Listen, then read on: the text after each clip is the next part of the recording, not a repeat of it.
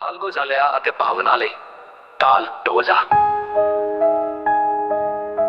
ढोल ढोल। अब शरीर में रहना तो बिल्कुल भी अच्छा नहीं लगता। सिर्फ आप ही चाहत में अब तक जिए हैं और कोई भी ईशा नहीं। शुरू में लोगों की शिकायतों से परेशान होकर बहुत कोशिश की खुद को संभालने की, पर एक पल भी आपसे कभी समझ ही नहीं पाया। चाहने पर भी दुनिया में कभी रम ही नहीं पाया। सारी दुनिया को ठुकराया हुआ हूँ, सिर्फ आपको सब कुछ माना है। जब आप भी लोगों की शिकायतों से आप कुछ भी बोलते बहुत दुखी होते हैं। शुरू से आश्रमों में रहना या अच्छा नहीं लगता था, कभी नहीं जाता था।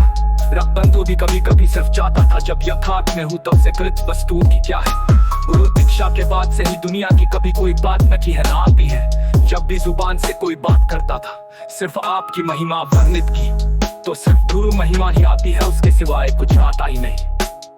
साहिब जी आपके चरण कमलों में रखने के सिवाय कुछ किया ही नहीं। अब आपके श्री चरणों समाना है, सिर्फ आपकी महिमा वर्णित की, तो सिर्फ गुरु महिमा ही आती है, उसके सिवाय कुछ आता ही नहीं, कुछ आता ही नहीं। साहिब जी आपके चरण कमलों में रमने के सिवाय कुछ किया ही नहीं। अब आपके श्री चरणों समाना है, सिर्फ आपकी महिमा वर्णित की, तो सिर्फ गुरु महिमा ही आती है, उसके सिवाय कुछ आता ही नहीं। साहिब जी आपके चरण कमलों में रमने के सिवाय कुछ किया ही नहीं। अब आपके श्री चरणों समाना है, सिर्फ आपके पल भी दुनिया में कटना सिर्फ आपका आना समय और सांस नष्ट करने के समान है। बहुत खूब स्पष्ट है कि और कुछ भी करने को शेष है ही नहीं, जिसके लिए दुनिया में रुकना जरूरी है। आपकी कृपा से जीवन का तथ्य पा लिया है। अगर मेरा अनुभव और ये तन आपके चरण कमलों में कोई कार्य आ सकता है तो ठीक, पर मेरा कोई काम का नहीं है। आप हर चीज की वास्तविकता बहुत ही अच्छे से तथ्यों समय अनुभूत अनुकरण कराकर समझा। जब आपने अनेकों बार डांटा बिना प्रेम भाव समझे, तो ये खुद को समझा तो कुछ रहा ही नहीं सारी कायनात में समझने को शेष यहाँ पर। तो अत्यंत सूक्ष्म अणु से भी अनंत सूक्ष्म का भी स्थान नहीं है, तो कुछ और होने का तो तात्पर्य ही नहीं है। मैं हमेशा यथार्थ में ही हूँ अपने सिद्धांतों के साथ।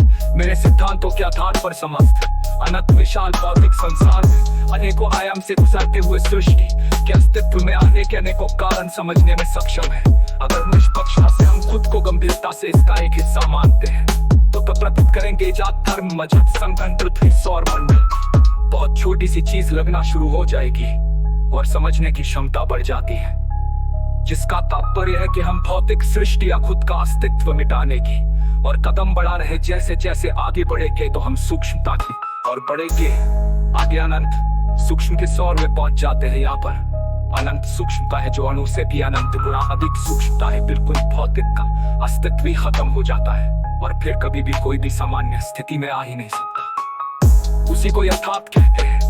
वहीं से ही अनंत भौतिक विशाल सृष्टि अस्तित्व में आई थी। सिर्फ एक ही कारण है अपने अस्तित्व में आने का, जिसको समझकर उसी में ही दोबारा समा सकता है कोई भी सहज व्यक्ति। एक पल में जीवित ही हमेशा के लिए खुद के ही उपक्रम से समझकर बिना किसी दूसरे के हस्तक्षेप निर्देश मत के प्रत्येक व्यक्ति खुद ही सक्षम समर्थ सर्वश्रेष्ठ खुद को समझने के लिए। नया आकार क्या है? समस्त सृष्टि का प्रकृति रूप से समावेश खुद में समाने की अहमियत को एक सूक्ष्म स्वरूप को कहते हैं। अनंत भौतिक संसार अनंत संभावनाओं से अस्तित्व में आया है। किसी एक भी संभावना का घटित होने में रति भर भी थोड़ा सा भी ऊंच नीच हो जाता तो आज या कभी भी हम इस खूबसूरत सी पृथ्वी पर सारी कायनात के सर्वश्रेष्ठ प्राणी ना होते। समस्त अनंत भौतिक सृष्टि हमेशा अनंत आयाम और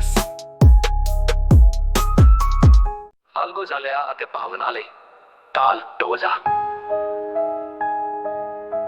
ढोल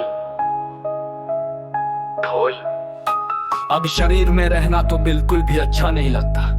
सिर्फ आप ही चाहत में अब तक जिए हैं और कोई भी ईशा नहीं है। शुरू में लोगों की शिकायतों